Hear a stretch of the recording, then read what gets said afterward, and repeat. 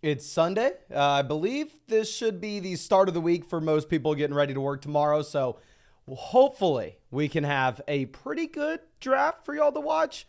Y'all know sometimes I botch these, but we're going to try our best. We're first going to get into Best Ball Mania. Then we're possibly going to get in an Eliminator. Obviously, there are a million different tournaments you can choose from right now on Underdog.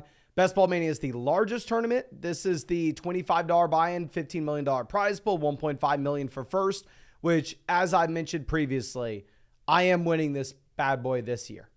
I'm going to win it. Y'all may never hear from me ever again. We may go into hiding forever after we win this, but nonetheless, we're taking it down, and we get pick 5. I swear to God, we've gotten pick 5 so much in these drafts as of late.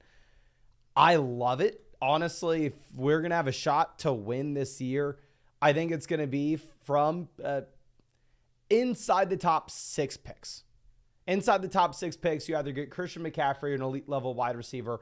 And I think the end of round 2, the beginning of round 3 is very similar to like the beginning of round 2. So yeah, I love having an early pick. But thank you everyone for coming out with us. Kadarius Toney in here at pick 9. Let's go. We have Jay in. Happy to see you. Really hope that you are doing well. Hope that the Longhorns are going to do well this year. And yes, let me know if you ever want to go get dinner or something. Oh, and also, Jan, while you're here, August 21st or 22nd, mark your calendar. We are going to have a flock meetup. I'm going to be there, obviously. Austin, Texas. You already know that.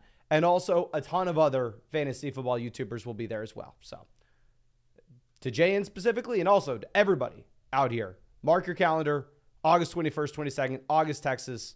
We're going to pick one of those days soon, and we will get a meetup going. I'm going to go ahead and take St. Brown. I know a lot of people have strong takes, so I love St. Brown. Oh, I'm a Jefferson guy. I personally can see an argument for either or. I think Justin Jefferson's way more talented. I think the offense of Detroit's going to be significantly better. So I'm just going to try to have some balanced exposures here. Right now, I have Justin Jefferson in 11% of drafts, and I have Amon-Ra St. Brown in 10% of drafts. So we're just going to try to mix it up between these two guys. But Cody coming out saying 30th birthday today. Good luck in your drafts. Happy birthday, my guy. I'm closing in on that big 3-0. Let me know how it feels. Like saying you're turning 30 is a completely different era than previously, where you're turning 26, 27, 28, 29. 30 is a big one. So happy birthday. Can everybody in the chat please spam happy birthday, Cody? But anyway, after we take St. Brown, Jefferson, Bijan, Hall, A.J. Brown, Puka, Wilson, Gibbs all go off the board. Nolan mixes it up. He takes Evans there at 13.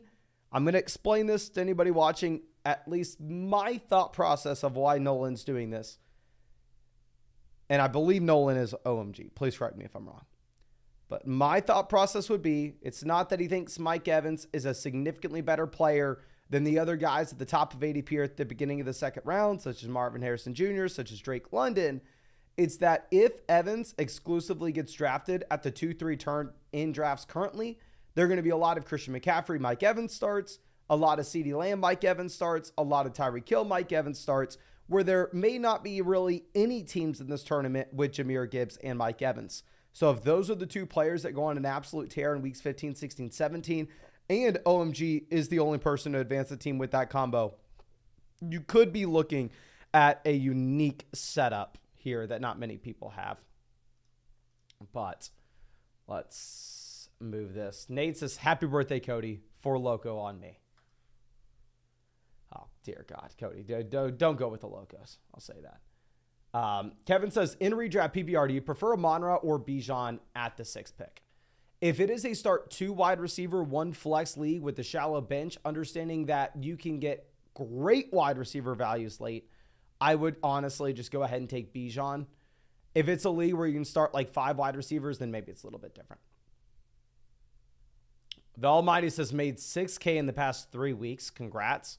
About to blow it all on Underdog. I would recommend not to blow all 6K on underdog drafts, but congrats on the 6K. That's nuts. We're going to go ahead. We are going to take Davante Adams here at 20. I feel like a hypocrite taking Adams. I mean, we've gone through and we've talked at length about the risk in taking Adams here. And honestly, the risk in taking Adams is I just don't necessarily know at this age in this offense if he's the guy that has the upside to go out there and be a true league winner.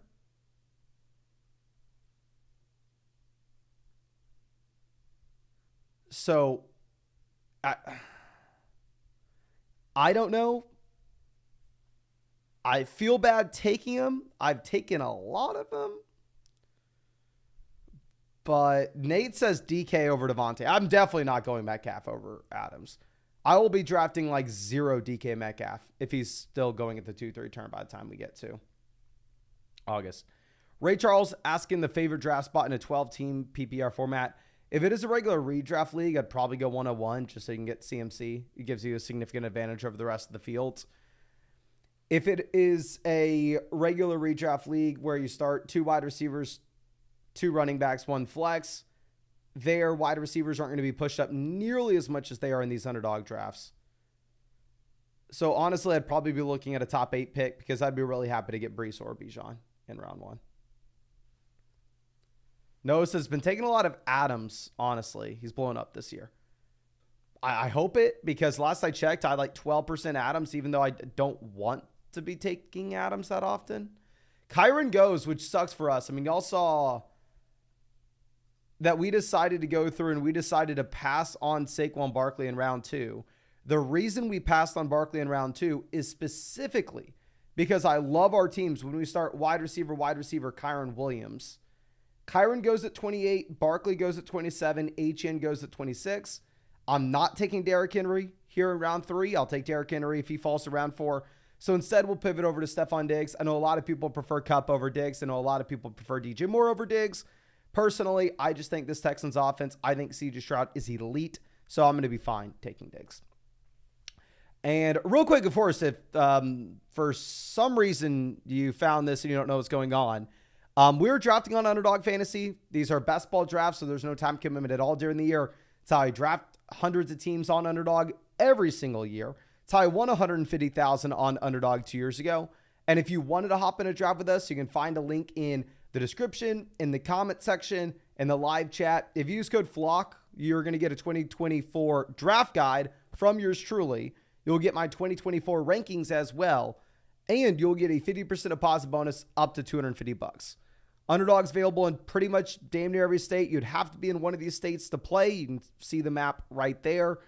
And Underdog also does have at the same time some season-long pick'ems for fantasy football if you'd be interested in those as well. But Mike says you should see if Underdog will do 2 flock drafts. A small flock is $3 and a larger flock is over $99.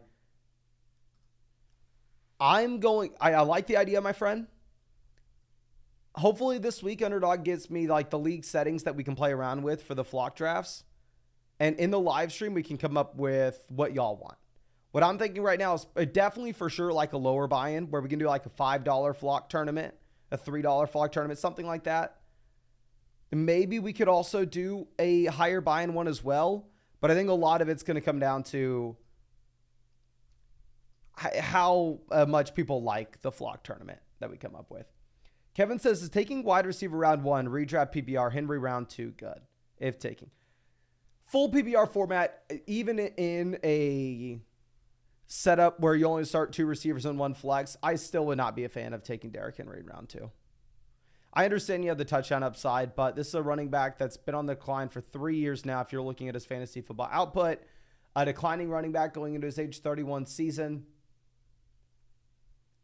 Even if he's switching offenses and this new offense is going to be much better, it'd be different if he had the receiving upside. But if you're taking Derrick Henry in round 2, you need Derrick Henry to go out there and score 16 touchdowns for that pick to make sense. And he definitely has the upside for it, right? I'm not going to act like that's not a possibility. But if I'm having to bank on like 16 rushing touchdowns, I don't know if I love it. Eminem says, Mason, is there a real reason Brees Hall is listed at the 103 on ESPN and more? In leagues where you only start 2 wide receivers and 1 flex, wide receivers not going to get pushed up nearly this much. Y'all know, I mean, I've already said Breece Hall is my RB2. I'm overexposed to Breece. I have Breece over Bijan Robinson, so I'm not going to have a lot of Bijan this year. I will have a lot of Breece. That's my personal preference. Caleb says, my 10-team league drafts all summer by email. Interesting, my friend. Here, real quick, we're going to go ahead and we will take Travis Etienne at 44. But anyway, and then yes, I understand Christian Kirk, top of ADP. I don't really care for round 4 Christian Kirk here. I don't particularly see the upside. I'd way rather have Etienne. But anyway, my 10-team league drafts all summer by email. I have Bijan, Gibbs, Pacheco, Debo, Adams, Higgins, Andrews, Kyler, a phenomenal team. And this is going back to what we were talking about previously. If you're in just like a regular redraft league like this, you can get away with going like RB out the gate and still get phenomenal wide receivers later on. That just simply wouldn't be possible on Underdog, which is why specifically for these Underdog drafts, you're going to see me go with the wide receivers early, because later on you'll get running back values that would not be possible in a redraft league. So yeah, I really like that team. Congrats. Nate says, what's your take on contract years for players fantasy-wise? I understand that there's a big narrative. And I mean, I've literally heard the narrative since I started playing fantasy football, like 9 years old. Because I remember my first fantasy football league, I played with my mom in her work league, and I hung out with like all the guys that were in the league. And I distinctly remember hearing them talking about like, oh, player X is in a contract season. He's going to play harder. I'll do some digging. I'll look at some research for you, but I am not thinking myself that it has a big difference. I think it's probably more just unwarranted narratives being thrown around than anything. Do we just freaking take Terry McLaurin? Y'all know I'm not doing it. F that. I'm not doing that. Even in McLaurin's ADP value, even if we could use an extra wide receiver, there's no reason I'm taking a guy going into his age like 29 season that's never finished higher than wide receiver 20 from a points per game perspective. And yes, that's true. Y'all know it's my favorite stat we bring up every year with Terry McLaurin. Wide receiver 20. Look at full PPR points per game, because I know people try to fact check us. They just look at season-long finishes, full PPR points per game, what pretty much everybody should be looking at. He's never finished higher than the wide receiver 20. I'm not taking that guy over a 3-down bell cow in one of the best offenses in the NFL. Has been a league winner before, and hell, has won us a ton of money in the past. So we're going to go Josh Jacobs. Okay. Now, Professor Zaki says, hey, Mason, longtime flock member. I know you are a Dynasty OG, my guy. I got the 9th pick of my 12-team Matt PBR redraft.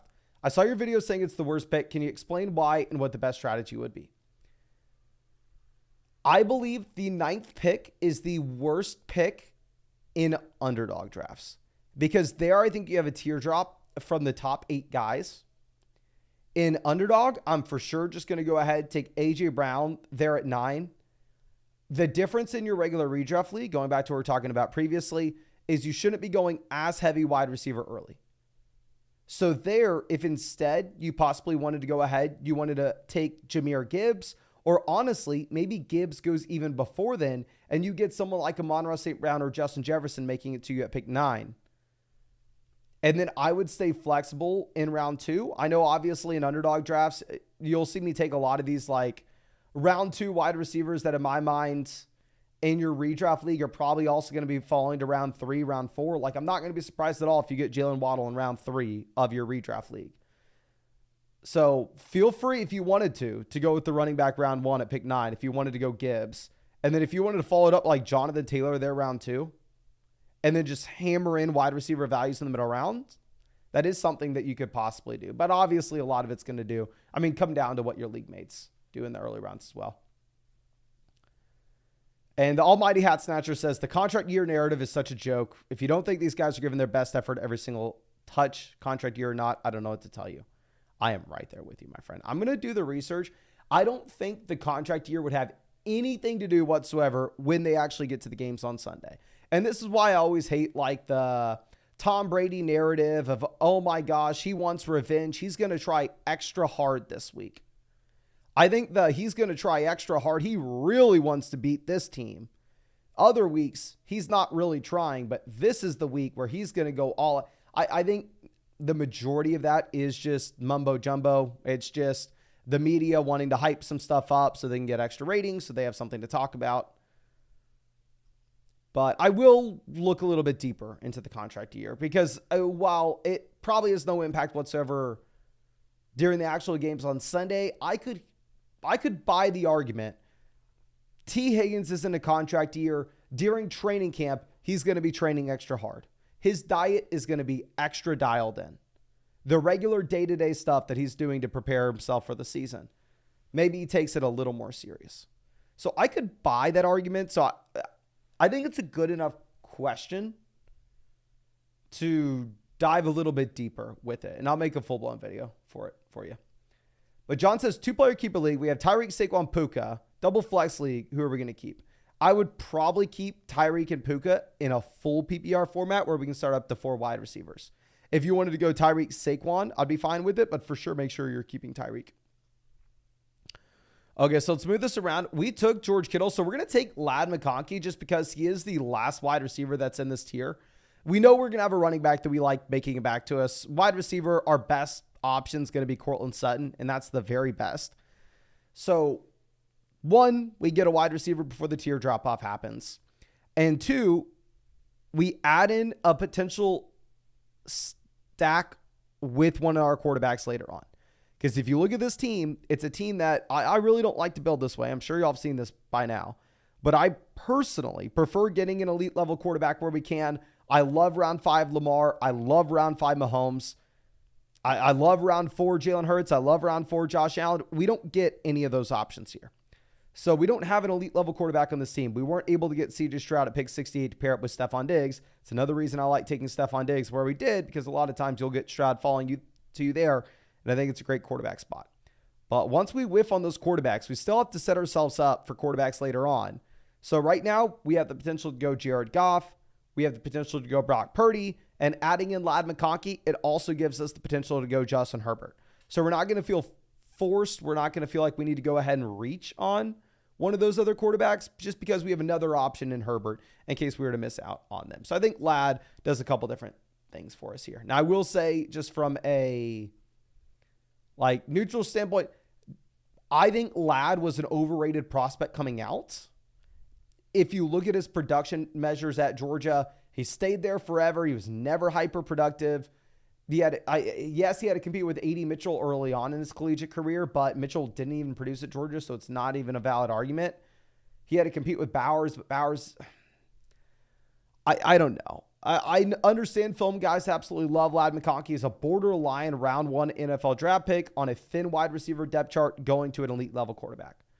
So Ladd, Keon Coleman are these 2 round 7 guys that I didn't like as prospects, but it doesn't freaking matter what I thought with them as prospects when they go to elite level quarterbacks, when they get the NFL draft capital, and when they're on empty depth charts. So I'll be just fine taking Ladd at 77. The Goodfellas says Georgia's more of a defensive team, though, but I hear you. Yeah, so whenever I'm talking about production metrics, I'm not referring to just receiving yards. I'm not saying, oh my gosh, Ladd McConkey never had 1,000 receiving yards, so he's going to be back. No, we're looking a lot deeper than that instead of just looking at total yardage, because obviously that's going to be very dictated by offensive scheme and the situation that you're in. If you're in an air raid offense, yeah, you're going to put up a crap ton of numbers at wide receiver, and it may not mean anything coming into the NFL. And then if you're in a pro-style offense, you may not really do anything in terms of your production, but you may get to the NFL and you may absolutely crush. So instead of just looking at raw volume numbers, we are diving a little deeper, and instead, we're looking at numbers such as yards per route run. We're looking at yards per team pass attempts. We're looking at the target share in terms of, this offense is averaging 30 passing attempts per game. You're getting 10 targets per game. You have a target share of 33.33%. And we can scale that down, right? If an offense only is throwing the ball 20 times a game, however, you're going out there and you're averaging, say, 5 targets per game. even though 5 targets per game isn't a lot, you have a 25% team target share.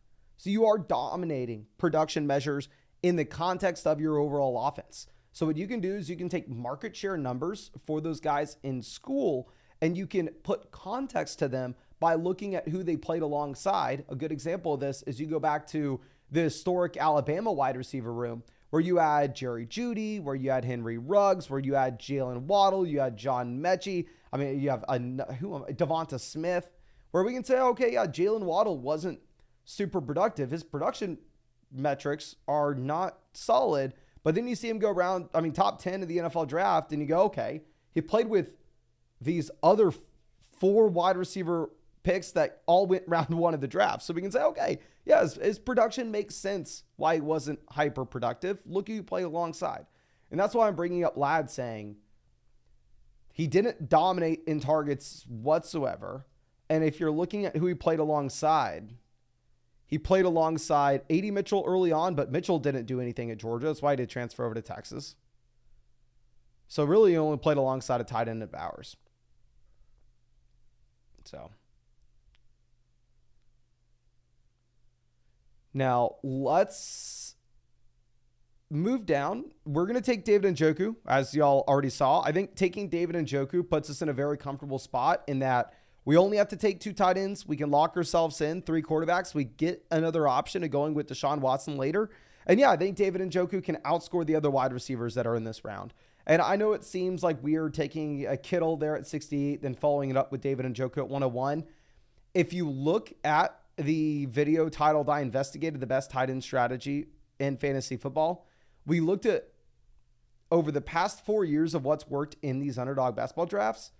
And a lot of times it's mixing in one of those borderline elite level tight ends, one of those guys going borderline inside the top 5 rounds, and then following it up with another guy inside the top 11 rounds. So I think with Kittle, with Njoku, it's going to give us a super high ceiling at tight end every single week, and it allows us to only have to roster 2. Okay, let's move this down. The good fellow says Njoku has continued to fall for me in drafts. I think people are unsure about the quarterback situation, so I get it.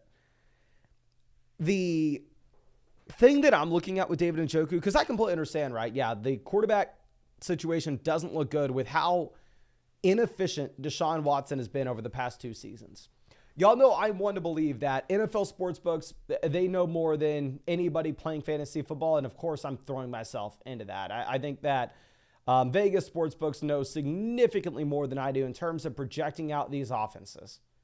So if we're looking at the projections right now, you actually have Cleveland projected out to be the 18th offense in points scored this season from Vegas sportsbooks using applied team totals. So if we're using that data, this should be a middle-of-the-road Cleveland Browns offense. Think about where the running backs are getting drafted right now in Cleveland. People aren't projecting this rushing offense to be phenomenal. It's not like Amari, Jerry Jeudy project out to absolutely dominate targets. So I think it's about an average offense. I don't think they have an elite wide receiver 1. I don't think it's an elite rushing attack anymore. I think David Njoku is going to have a respectable target share in an okay offense, and he's a very talented tight end that we've seen big play upside from. So, completely understand the question marks surrounding Deshaun Watson, but I don't think it's going to be like a train wreck offense. I don't think we're looking at like the Giants by any means. Nate says Cleveland's run offense was top 8 last year, even with the Chubb's nasty injury. If you think that Cleveland's going to go out there and dominate in that fashion, I'm not saying they won't. I'm just saying if you're projecting out Cleveland to have a phenomenal rushing attack, you should be drafting all of the Jerome Ford at 39. You should be drafting all of the Nick Chubb at 44. Because that's a team that has 2 running backs where neither of them are being drafted as top 32 options. We're going to go ahead. We're going to take Brock Purdy. So just looking at the context of this overall draft board, 1, obviously we need a quarterback. Ooh, I'm sorry about that. We know that the Niners are projected to outscore the most points in the NFL this season. And 2, looking at teams that could potentially go ahead and take Brock Purdy, There's a team right after us that took Deebo Samuel, and honestly, this is probably a mistake on my part. We should have zoomed out. We should have looked at this draft board. I knew that the team that took Deebo Samuel was on the other side of us.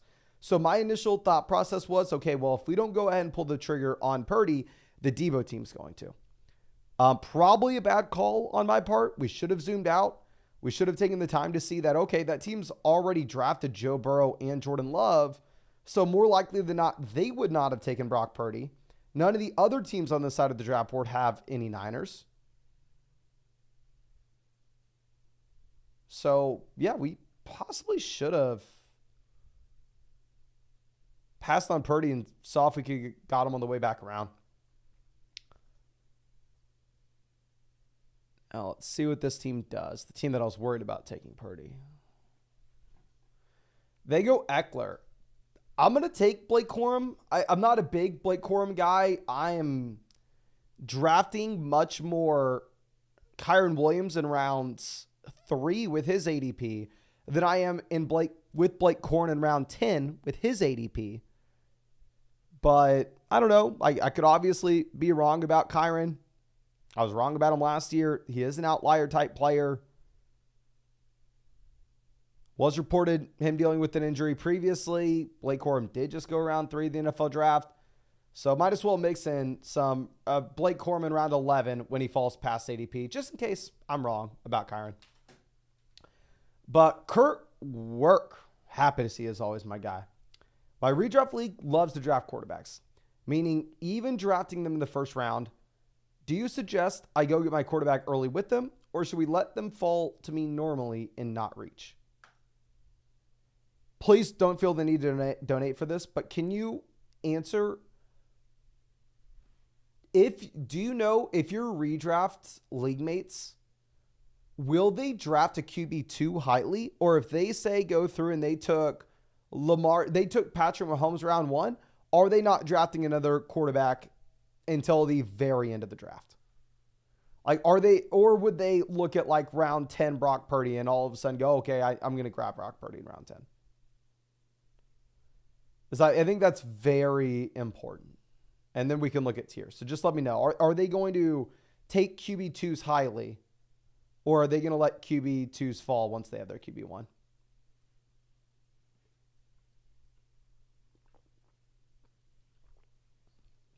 Okay, Leggett, Jahan Dotson. Wide receiver definitely still in play for us, right? Quarterback could be in play too if Herbert makes it down to 140 or if Jared Goff makes it either. So we have Amon-Ra St. Brown and we have Ladd McConkey. Jared Goff goes 136 to the team that has Sam Laporta. Can't blame him at all. Phenomenal pick. Makes a ton of sense.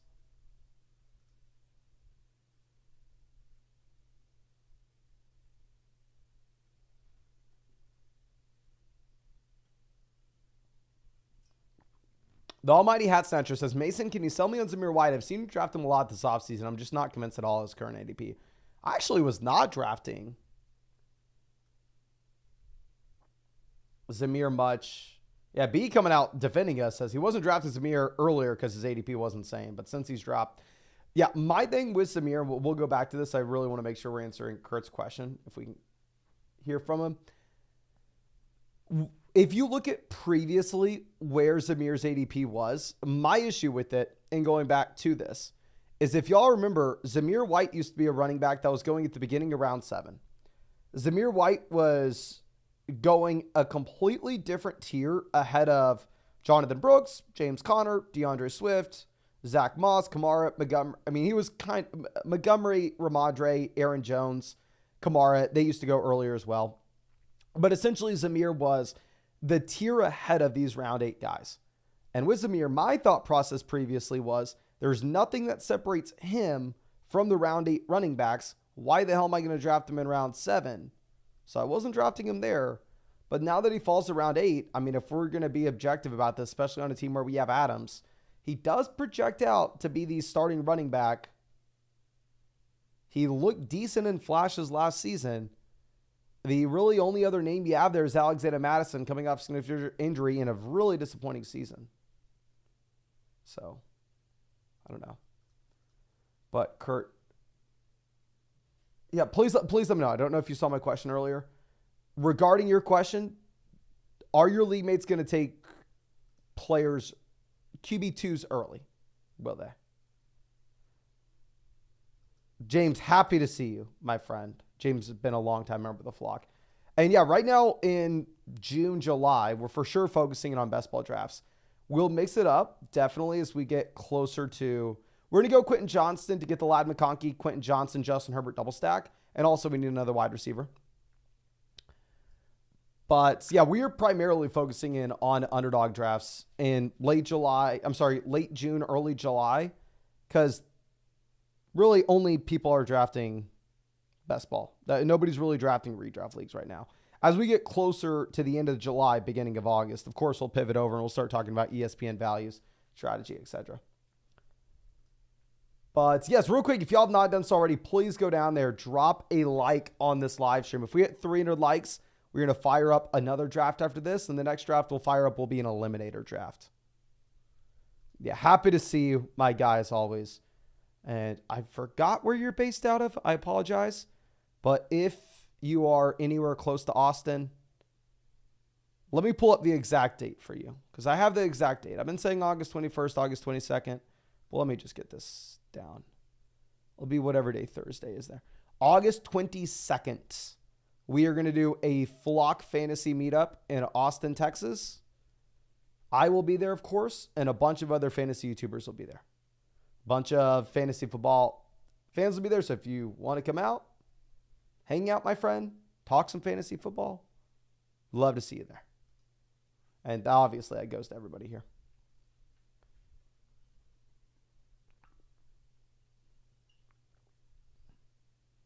Nate says, what are your thoughts on the Cardinals' backfield? Do you think Connor falls off this year? I think James Conner should have a significantly higher median projection than Trey Benson. And if I was drafting a regular redraft team, I would draft James Conner well ahead of Benson, who I believe Trey Benson's going to be a running back with a smallish role at the start of the year. I think James Conner should really dominate that workload at the beginning of the season and really hold on to the majority of it outside of injury. Now, of course, we've seen James Conner get injured a decent amount in the past. We've seen older veteran running backs get injured at a decent clip in the past. Does that guarantee we're going to see the same thing from James Conner? No.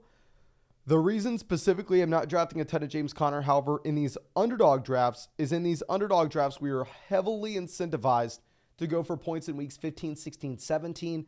And naturally, I think the rookie running backs in Trey Benson and Jonathan Brooks will take a larger role in their respective offenses as the season progresses. So even if I think James Conner dominates for the majority of the season, if there's a chance that Trey Benson has close to 50% of the backfield, even without an injury by the time we get to week 15, I don't know if Conner's the guy that I want specifically for like a best ball mania tournament. The next tournament we do, the Eliminator, maybe it's different. Maybe I'm excited to go out there and draft James Conner. Kurt says they would not draft QB2s early. Okay, if they're not going to draft QB2s early, my friend, we'll look at the QB rankings that you have right now, and we'll just map out what you could potentially expect to get. Okay, how many rookies do we have with this team? We have 2 rookies, so I think we can take another. We're going to go ahead. We will take Roman Wilson. Sets us up if we want to go with the third quarterback and Purdy very late. But anyway, so if you're in a regular redraft league and you're going to see that your league mates go crazy at quarterback, they take these quarterbacks round 1, but once they have a QB, they're not going to take another guy until the very end of the draft. If that is your situation, let's just go through and let's just look at how many quarterbacks could potentially go in front of you where you could just wait till the very end. We can assume that 11 guys go early. 11 other league mates of yours snag a quarterback early. That means Hurts, Allen, Lamar, Mahomes, Anthony Richardson, CJ Stroud, Kyler Murray, Joe Burrow, Dak Prescott, Jordan Love, Jaden Daniels are gone. Then all of a sudden, you have a completely free pick of Caleb Williams, Brock Purdy, Trevor Lawrence, Tua, or Jared Goff. You get that tier of quarterback for pretty much free at the very end of your draft. If that is the setup, I would way rather wait to get the free quarterback at the very end Because say someone's willing to take a quarterback over like Justin Jefferson in your redraft league. Would I rather have Justin Jefferson and Brock Purdy as my quarterback? Or would I rather have Josh Allen as my quarterback and then Jameson Williams in that same wide receiver spot? I'd probably rather just wait at quarterback, but I would probably grab two guys. I'd probably take at the end both the combination of Brock Purdy and Trevor Lawrence, or Trevor Lawrence and Tua, or Tua and Brock Purdy, or Tua and Goff, or Goff and Herbert. Take two guys, see if one of them hits in a big time way, play the matchups between them both, because if you wait till the very end, you can have the roster spots for it. Okay, K. Dotton goes, Hunter Henry falling a ton, but we already have Kittle and Njoku, so we're not going to go with another tight end. If I knew Hunter Henry was going to fall this far, I possibly would have passed on David Njoku where he took him. So we're going to take Antonio Gibson, 173. The reason we're taking Antonio Gibson is the New England Patriots project out to be the worst offense in the NFL this season, and there's nothing better than having the backup running back for the worst offense in the NFL.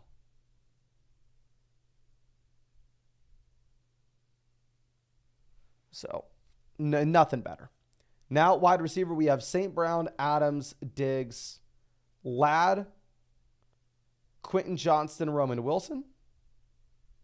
Running back, we have Etienne, Josh Jacobs, Zamir White, Blake Corum, Antonio Gibson. Tight end, we have Kittle and Njoku. Quarterback, we have Purdy stacked up with Kittle. We have Justin Herbert double stacked with Ladd McConkey and Quentin Johnston.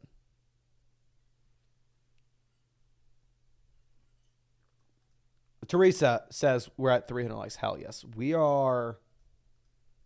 We'll make our next two picks, and we're going to hop into a draft right after. And I'll let y'all know who we take in round 18. But we're going to get in an eliminator draft. Now, an eliminator draft is going to be very different than Best Ball Mania. Where Best Ball Mania, points in weeks 15, 16, 17 are exponentially more valuable than points in weeks 1 through 14. Exponentially more valuable. Which is why in Best Ball Mania, you're going to see me take a lot of guys that look like Nick Chubb. You're going to see me take a lot of guys that look like Roman Wilson, TJ Hawkinson. These guys that shouldn't really project out to be strong options for the first half of the season, but I believe that they could have upside in weeks 15, 16, 17 to go out there and dramatically exceed their ADP. In the Eliminator, that's not particularly the case. You shouldn't be looking to back half your production. You shouldn't be looking to go with guys like Nick Chubb. So we'll obviously talk about that more as we get in.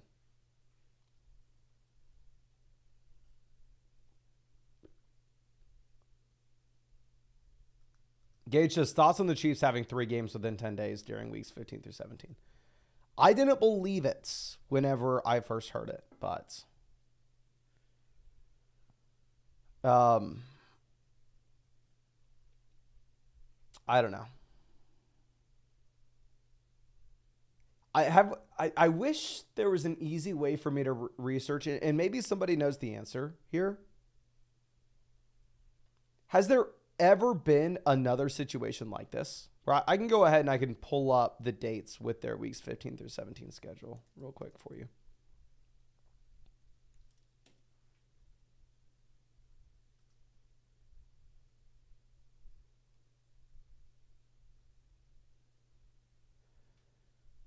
So the Chiefs play December 15th, which that's, I believe, a Sunday game. Then they play the 21st, which I believe is maybe a Saturday game. That's 6 days later. So Sunday to Saturday. And then they play after the 21st on the 25th, which is Christmas Day. So please let me know, is there anything that we've ever seen like that before? To my knowledge, I can't think of anything, but obviously I'm an idiot. I could be wrong. We could have seen this. I think it's just the NFL getting a little, honestly, too greedy with the Swiftie ratings. Okay. And let's see if we can get the camera back. There we are. Okay, Rodgers falls like a rock here. Do we just take an unstacked Rodgers and say, who cares? The points are there. We're going to do it. We'll take Rodgers almost 30 picks past ADP. We don't have a stack for it. Our roster is set up where we can have 3 quarterbacks, though. Now, the question is, okay, Mason, how does this work out? How does taking Rodgers, who's not going to run the ball, unstacked, possibly ever make sense for a tournament team? The answer to that, and if you're going to make me jump through hoops and try to mentally come up with how it works, is if we were to get an injury to Brock Purdy or Justin Herbert where they miss a good section of the season, but they make it back for weeks 15 through 17, having Aaron Rodgers lets us advance this team to the tournament. Then weeks 15 through 17, Brock Purdy, yes, missed a chunk of the season, but he's a top 3 quarterback in fantasy for that stretch. We don't need Rodgers, but we needed Rodgers to carry us through the season with the raw points. It could be how we get there. Obviously, I'm stretching, but I don't know. Jordan says he thinks the Steelers do this year as well. Okay, let me go ahead and pull up the Steelers schedule. I just wish we would have seen this in years past so we could know how it's going to be. Steelers go the 15th, the 21st, and the 25th. Yeah, the Steelers play those same days. It's the same setup. The only thing we can do here in the next 2 rounds is go wide receiver. We have no other options. I don't know what to do. Like I've said before, I wish I knew what wide receivers I should be taking around 17 and 18, but I just have simply no idea. So we're going to go ahead. We're going to queue up a lot of these guys. I've been taking a lot of Chart, taking a lot of Odell. I feel bad about it. I don't know if we should be doing it. We probably shouldn't be. But it is what it is. We're just going to queue up a ton of receivers here. We have some of our options that are later on not being picked very often, like Brendan Rice, Josh Reynolds. And then we just have other guys just in case they do go. Okay, but anyway, let's go ahead. Let's hop into the Eliminator. I'm not going to join right now. I'm just letting you know how this sets up. It's a $10 buy-in, $1 million prize pool, $100,000 for first, $50,000 for second, $40,000 for third, $30,000 for fourth, all the way down the line. So essentially, what happens is we're going to join the league now. But this is going to be a Survivors style contest where it's not about just coming up with the most points in weeks 1 through 14 and then making it to the fantasy football playoff tournament and then advancing week by week in weeks 15, 16 till the week 17 championship. Instead, if you have not seen this before, which will change the strategy, this is going to be a league where every week people are knocked out until week 17. So in week 1, and I don't have the exact numbers off the top of my head, but essentially we're going to be in like a 12-team league here. And it will be something along the lines of there are, say, we can see how many entrants there are into this tournament. There are 110,000 entrants. So let me do the math with how many 12-team leagues there are. 110,400. 110400. So there are 9,200 12-team leagues starting off for week 1. And then the bottom, say 3 or so teams in every league for week 1 are going to get knocked out. And then they're going to recombine and make like new 12-team leagues or 10-team leagues, whatever the sizing is for the next round. And then they're going to repeat that process where you're in that 12-team league and the bottom 3 scores for the week are going to get knocked out of the tournament. And that's going to happen every week for 17 weeks until we're at the end.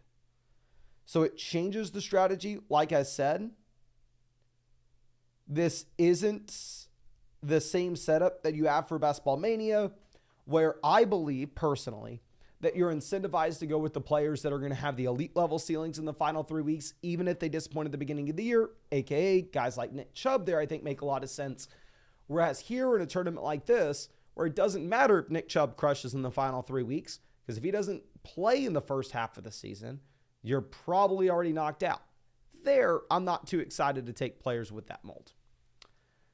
But we got Aaron here at pick 7, Stacy in at 5, Noah in at 6, Radius in at 2. I saw you in here earlier, my friend.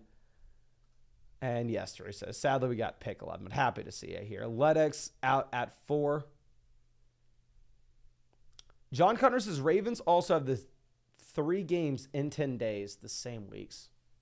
It's going to be really interesting just because specifically weeks 15 through 17 don't matter anymore for NFL teams than weeks 1 through 3. But obviously for fantasy football, it's like pretty much everything. So it is going to be really interesting to see how these 3 games in 10 days schedules play out for the playoffs. Saram, Rummy Rams in here at 9, takes A.J. Brown.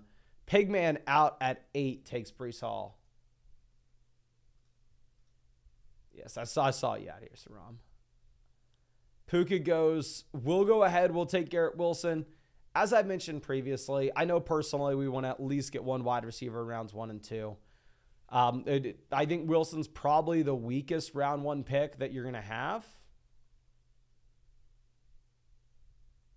But it kind of is what it is, right? I mean, we have to take a receiver. I do think Wilson's a lot better than Harrison for this year. I think Wilson's a lot better than London. It is a gross spot, but it's whatever.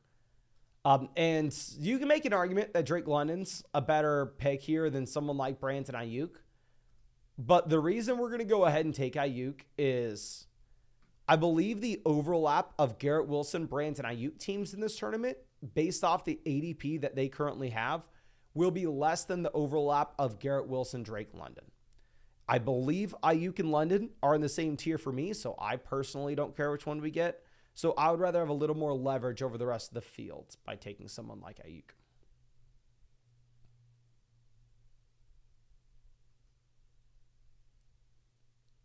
Ian says, shout out Matthew and Andrew.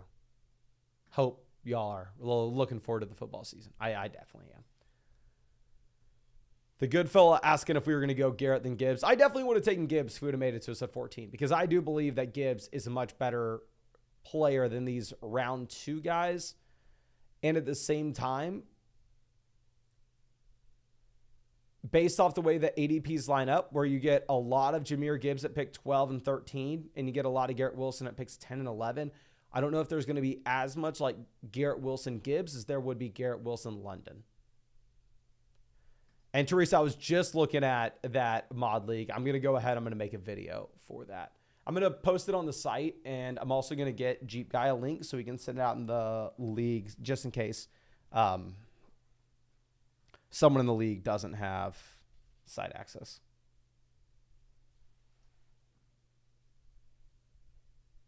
Okay. Taylor makes it all the way down to 22 in this draft. Cash 757 gets Tyreek Hill, Jonathan Taylor out the gate. Taylor ADP is 16.5. That's going to be a very unique start. If I was Cash, I would just be immediately taking whoever is at the top of ADP at pick 27. So you have a super unique combo of Taylor and whoever that player may be. So yeah, if I were them, I'd just be going Achane here. Because there'll be so few teams with Tyreek, Taylor, Achane.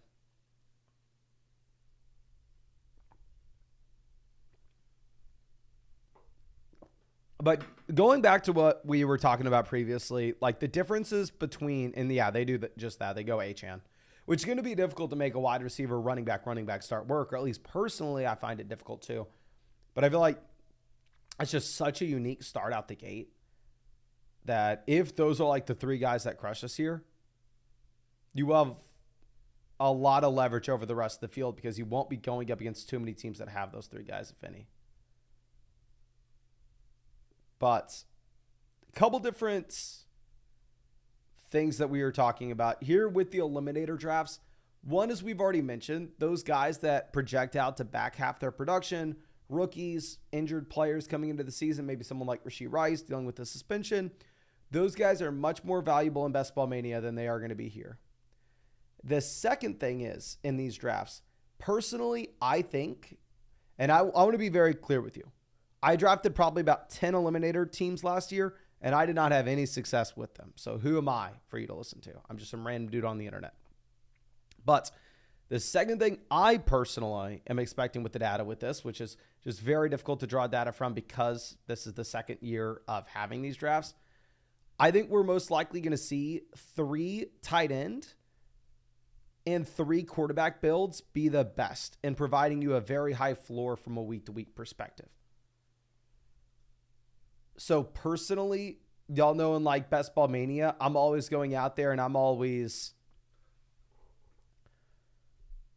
trying to grab an elite tight end, trying to grab an elite quarterback. And very rarely will you ever see me have like 3 quarterbacks and 3 tight ends on the same roster. Here, I think you could possibly get away with just that. Now, I've said this before, I'll say it again. I'm not really taking any Derrick Henry round 3. I refuse to do it. I understand that there is upside with Derrick Henry and rushing touchdowns in this offense, however. So when Derrick Henry falls to round 4, I will balance out our exposure and I will take round 4 Derrick Henry. So we will get the 2 Baltimore guys. Now, the other thing that we need to discuss is we know stacking is advantageous both from a fantasy football perspective, whether it's redraft, whether it's dynasty, whether it's best ball.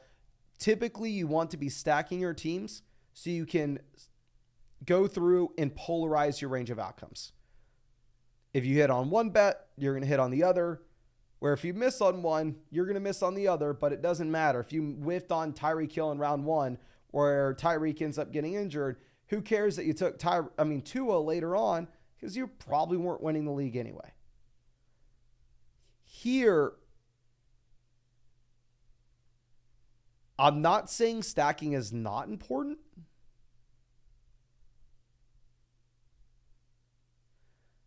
But it's for sure not as important as a regular best ball league. You can make an argument against stacking and saying, okay, we'll say hypothetically you have Mahomes, Kelsey, Hollywood on one team. Then all of a sudden, Mahomes has a really bad 3-week stretch. If you have one of those weeks where you're at the bottom of the league, done. Doesn't matter what happens the rest of the season. But you can make an argument for stacking in the case of, well, Mason, what happens if I take Christian Kirk and Trevor Lawrence on the same roster, and all of a sudden Lawrence surprises to the upside, and Lawrence is the top 3 quarterback this year in passing yards and passing touchdowns. That volume is also going to be spread out for Christian Kirk throughout the entire season. So you get the season-long benefit of having that correlation on the roster, even if the week-to-week volatility is something that we don't necessarily want to pursue here.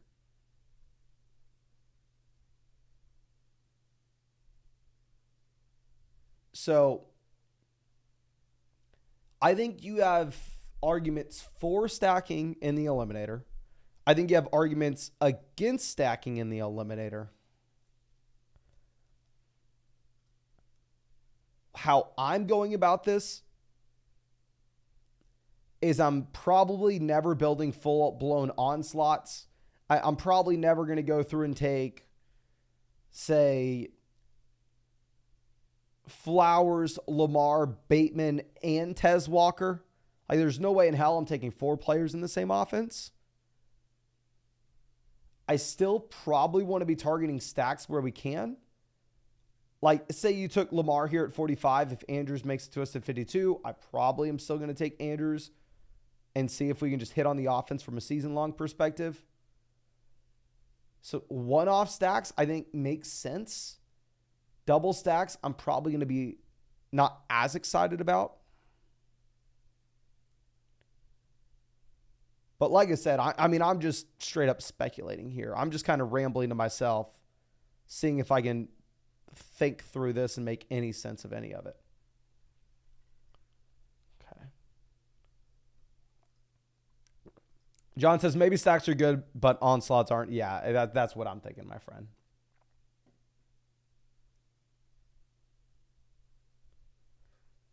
Okay, so now we have Godwin, Ridley, Reed, all off the board.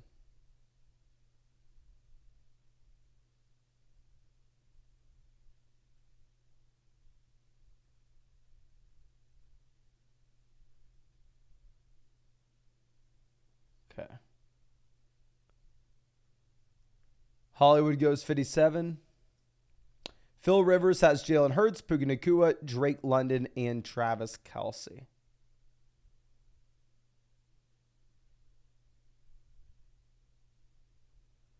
They took Keenan. I was kind of hoping they didn't because I had no idea what to do if they did. We're going to make a very boring pick here. We're going to go ahead. We're going to take Joe Mixon. I think if this was Best Ball Mania, instead, I maybe take an unstacked Richardson for the rushing upside. But going back to what we were discussing previously, I think in this style tournament, it maybe makes a little more sense to go with the 3 quarterback and the 3 tight end build.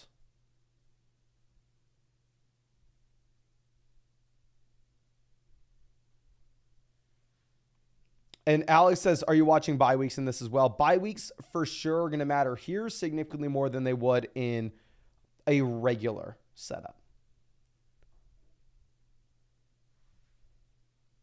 Looking at this, I think we may... Do we just take... No, I'm not going to take bets.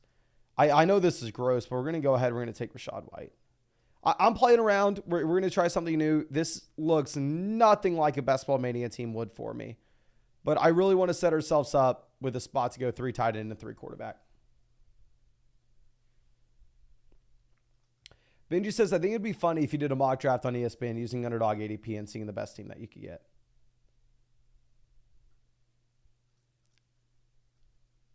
So I will say right now, if you don't want to pay for anybody's rankings this year, of course, if you don't want to pay for mine, if you don't want to buy my draft guide or anything, what I would recommend and what maybe would even work better for you is if you downloaded the Underdog ADP or you practiced in these Underdog drafts, you took the Underdog ADP to your redraft league and do not draft straight off the overall Underdog ADP. I wouldn't even bother taking the overall Underdog ADP to your redraft league. But instead, say if you took the positional ADP where you went, okay, I know I want a running back. Or, okay, I know I want a wide receiver in this round. And then you go and look at who's best available according to Underdog ADP. I bet you would crush your leagues. Over a large sample, I think that's something that would work. Yeah, just using positional.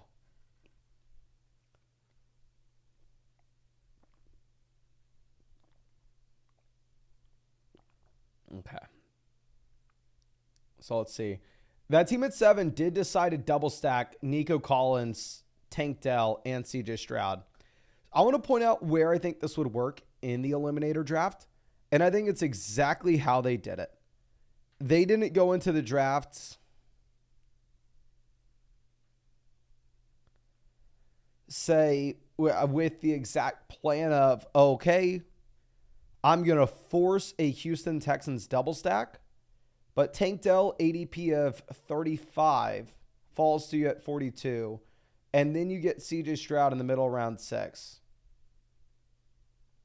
I think that's a spot where it potentially makes sense to go for the double stack. Now, once I have that double stack, I'm definitely not taking any more Texans. But we'll see. Completely agree with this, Ben. Essentially wanting to go through and honestly, if we want to just make a simple rule of it, maybe move down the rookies from the Underdog ADP for your regular league. Okay, so let's move this down. And I mean, honestly, kind of treating it how I treat a Eliminator draft. Eliminator draft, I'm not thinking upside. I'm thinking boring, projectable production. How does this team look in the beginning half of the season?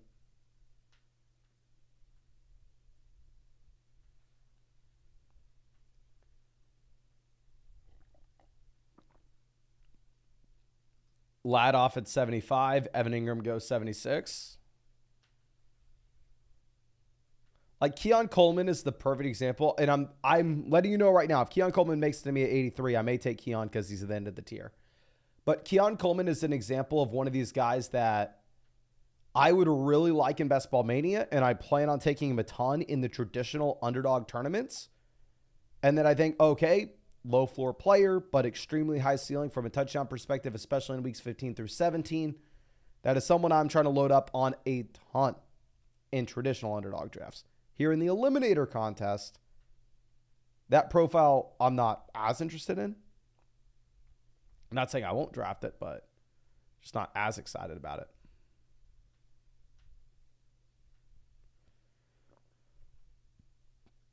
Okay, Phil Rivers on the clock. No running backs, so I would assume, and of course, you know what they say about assuming, but I'd assume we see them go Kamara here. They go Kyler, so we're going to take Kamara.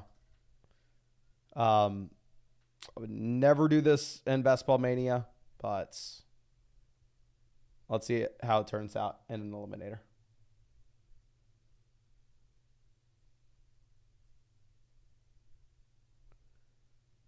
Najee goes 84. We just can't. We for sure can't take another running back. We've already drafted too many RBs. We gone 4 running backs straight. Jonathan Brooks off the board. I think we're going to go ahead. We're going to take Sutton. Going back to what we were talking about previously. This was my start in a Best Ball Mania. I would absolutely hate it. Where we're looking just for highest weekly upside we can get. But here instead, we are more so thinking about weekly projectable volume, the floor. We want to take 3 quarterbacks. We want to take 3 tight ends. I'm not trying to figure out how can I get this team down to 2 quarterbacks. How can I get this team down to 2 tight ends? So we're fine with this setup. This is most likely going to be a 3-5-7-3 build. We're taking 5 RBs, 7 receivers, 3 quarterbacks, 3 tight ends. Okay. And obviously good for us to see as many running backs off the board as possible. I mean, when we already have Henry, Mixon, White, Kamara, the last thing we need is a running back. Green Blogger says 11 years ago, Eagles' first 3 games were in 11 days. How did you find that, my guy? Can you please? That is super interesting, the fact that you're able to find that. Please let me know that. But anyway, White, Connor, Singletary, Moss. And then as you do that, can you also let me know what year that was? Are you saying 2013? 2013 Eagles score.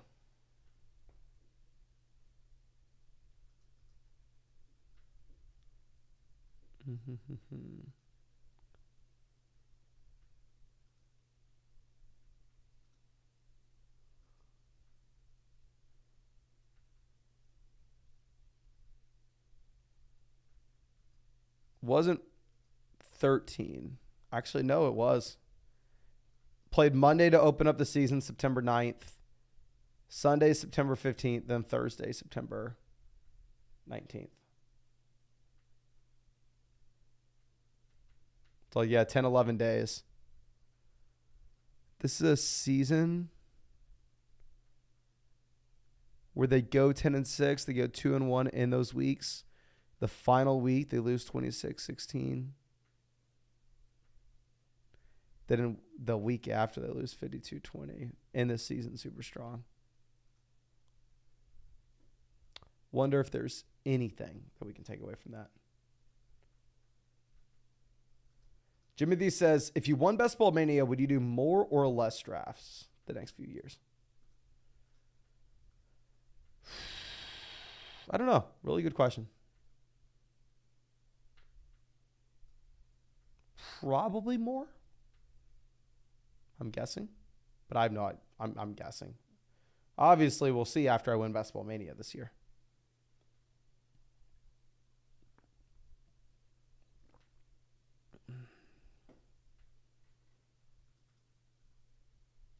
Phil Rivers on the clock. Pretty much the exact opposite of the team that we have. Y'all heard me in the video today. Let me reiterate. Curtis Samuel is going into his 8th season of his NFL career, and Curtis Samuel has one season with more than 9 points per game from a half PPR format. Curtis Samuel, ADP 91, with where he's currently at, I will never draft. Curtis Samuel at pick 107, 16 picks past ADP, where we need a receiver, sure, I'll go ahead and I'll mix him in. We can mix in Shaheed here as well as our 6th wide receiver, 7 picks past ADP. And like we said, the plan all along, 3 quarterbacks, 3 tight ends. See if we get some guys we like. I was kind of planning on Brock Purdy here at the 9-10 turn, but I didn't expect to get these wide receiver ADPs. Values. Okay. BP says Curtis Samuel is Josh Allen now. Completely understand Curtis Samuel has Josh Allen now, my friend. But, we've seen time and time again that betting on the super late career breakouts due to an offensive change, when has it ever worked out? It just simply does not work out. The best quarterback Samuel's played with was Cam Newton, my friend.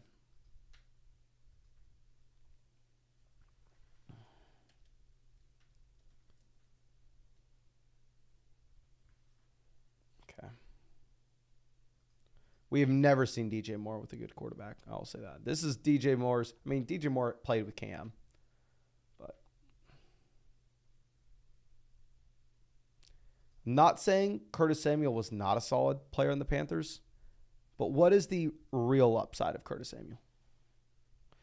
Curtis Samuel has an ADP in round 8 as a player going into his 8th season of his NFL career with one season with more than 9 points per game.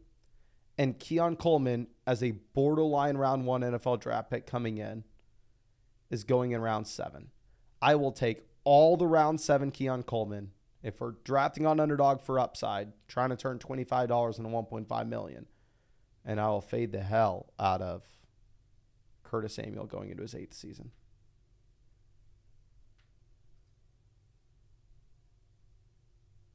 BP says upside is legit, 90 receptions, 1,100 receiving yards. Let's pull this up. Curtis Samuel played in the offense that led the NFL in pass attempts last season. And Curtis Samuel last year had 91 targets, 62 receptions, 613 receiving yards, 16 games played. Curtis Samuel's career high, like I said, going into his 8th season, be very different if he finally got off his rookie deal and went to a different offense as the first. Very different if this is year 4 than year 8. His career high is 851 receiving yards.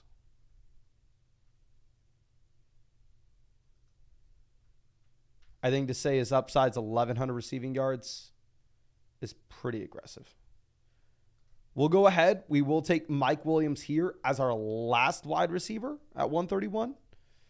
And we are going to send up a prayer that we can find some guys that we like on the way back around.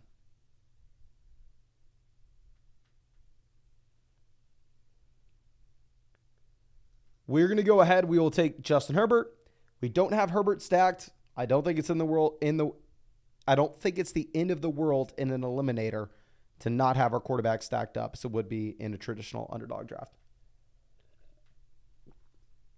Todd says, the problem with Buffalo is someone's going to score, but none of the wide receivers are appealing. I'm going to keep it super simple with Buffalo. Draft the guys that are young ascending players with the draft capital. It would be very different, and I would be all aboard saying Curtis Samuel may finally go over 1,000 receiving yards in year 8. He has the chance. And based off the offense, based off the change of environment, this is someone that we should be going in on and we should be betting on if he was going 5+ rounds behind the guy that they just pretty much took in round 1.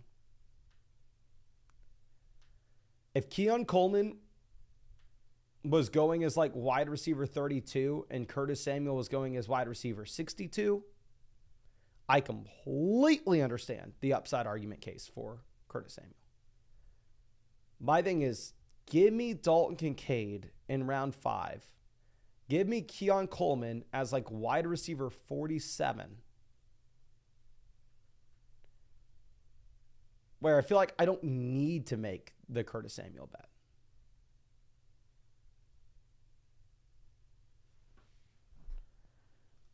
The Green Blocker says this season, Baltimore. Yeah, we saw this earlier, my friend. It's freaking nuts.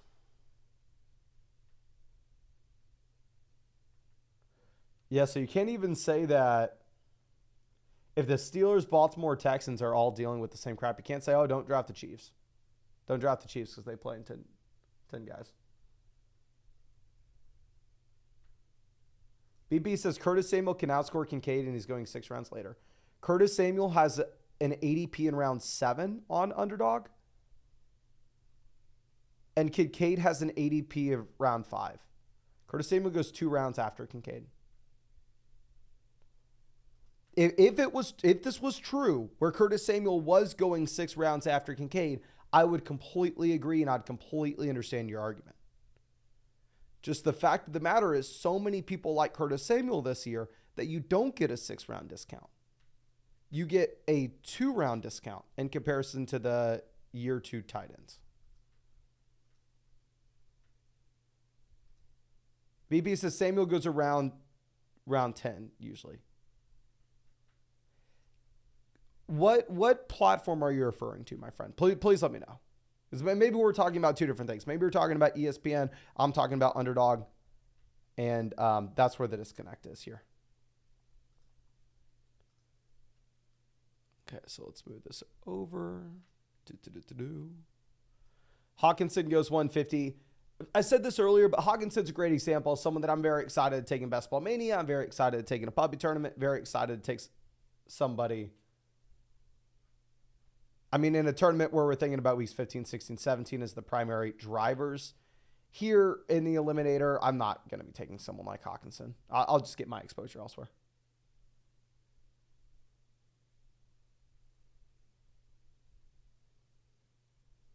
Luke Musgrave goes 152. Now, that is a blow to us. I was hoping that we were going to be able to get Luke Musgrave.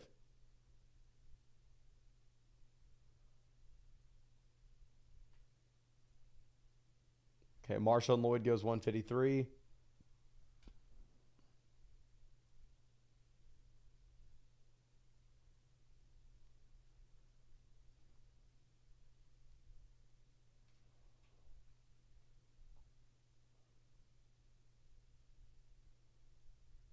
Let's see. We are not particularly wanting to go wide receiver here. I think we take Jaleel as our 5th running back, and we are quarterback tight end through the rest of this.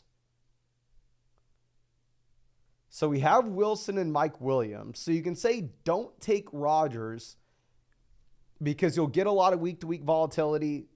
If we have a down week for Rodgers, 2 of our wide receivers are out, and we could get knocked out in a singular week. You could say take Rodgers for the season-long bet that you're making where you're saying, okay, well, if Rodgers is top 3 in the NFL in passing yardage and passing touchdowns, all 3 of these guys hit in a big-time way from a season-long perspective. So I don't know. I simply do not know the strategy here. So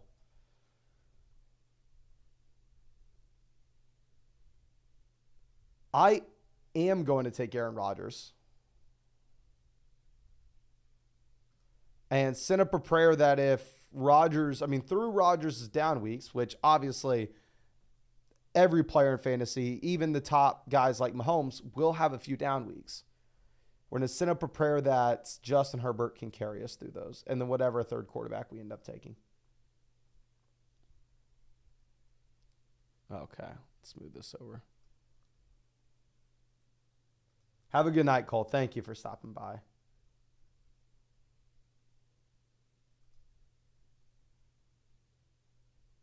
Okay. Now, Hunter Henry off the board, 160.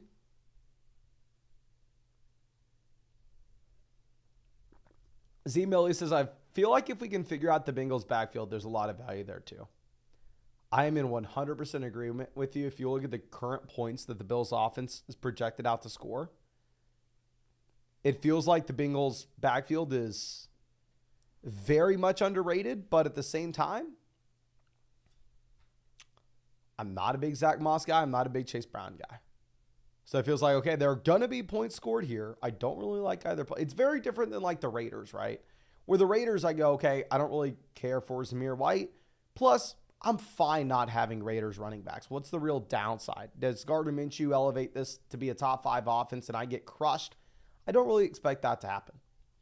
But I can't say, I'm not a big Zach Moss guy. I'm not going to draft any Cincinnati Bengals running backs because there is an outside chance. I'm not saying it's going to happen, but it's a possibility the Bengals are the top offense in the NFL this year. There's a chance that this running back room scores 20 touchdowns. And if you're underweight, Bo, Zach Moss, Chase Edmonds, that happens, you get crushed. With that being said, I'm at 8% Zach Moss and I'm at 4% Chase Brown. So I am underweight Bengals running backs currently. Not by a ton, but a little bit. I'd be very worried if I had even fewer of those guys, but I don't know. Noah says, Ricky P, 22 picks past ADP. Yeah, Ricky P, 163. Obviously, if Ayuk gets dealt, or if somehow Debo gets dealt, just phenomenal. My first picks in this draft were Garrett Wilson, Brandon Ayuk, Zay Flowers at wide receiver. Then we slammed running backs with Derrick Henry, Joe Mixon, Rashad White, Kamara. Followed up with the receivers, Cortland Sutton, Curtis Samuel, Shaheed, Mike Williams. Quarterback, we have Justin Herbert, Aaron Rodgers. We also have Jaleel at RB. We're going to be done drafting running backs. Done drafting receivers. I'm exclusively going QB and tight end through the rest of this.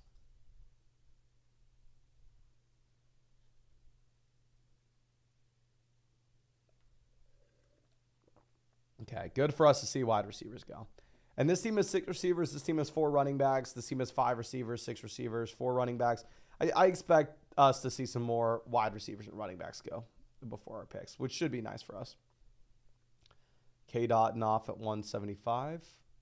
Ben Sinnott has been a follower in these drafts. Sinnott would be a good example of someone else that I'm probably a little more excited about in a traditional underdog draft than I would be specifically in the Eliminator.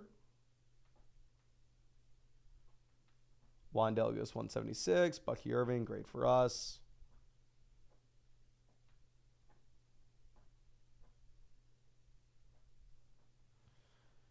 Khalil Herbert goes, because this is the Eliminator instead of Best Ball Mania, I am going to go Noah Fant over Sinnott. If Ben Sinnott makes it to us on the way back around, we possibly pull the trigger. I'm for sure not wanting to take Conklin. I'm not wanting to take a 4th jet. Just because then through the Rodgers bye weeks, I'm sorry, not bye weeks, but I mean including his bye week. But also just during a potential down Rodgers week, it would be even harder to overcome. Which I'm not worried about in Best Ball Mania because who the hell cares? Rodgers' bad week in week 5. As long as we go with the onslaught and have the weeks 15 through 17 upside. So yeah, we weren't going to take Conklin here, but I think we can take Sinnott. And if I didn't have like Garrett Wilson and Mike Williams, I think we could have gone Conklin. But this year, I don't want to take the 4th jet. But yeah, I mean, super simple. I think that we will go ahead and we will probably draft one more quarterback, one more tight end in round 16, 17. It's a 3-5-7-3 build. Don't like it for the regular underdog drafts, but for the Eliminator, I like it. And yes, Underdog is available in Michigan. Again, my friend, here is the map that Underdog is available in. So if you see your state there, you can hop in an Underdog draft with us, my friend. So Michigan is there. But I think that should be it for this live stream. Probably going to call it here. Told a girlfriend we would watch House of the Dragon tonight, so already running a little late. I told her I'd be done at 9. But again, thank you so much for everybody hanging out with us. I really do appreciate you. I really hope you have a great start to your week. And yeah, thank you for everything. I'm going to be live every single night. So hope I get to draft with you tomorrow night.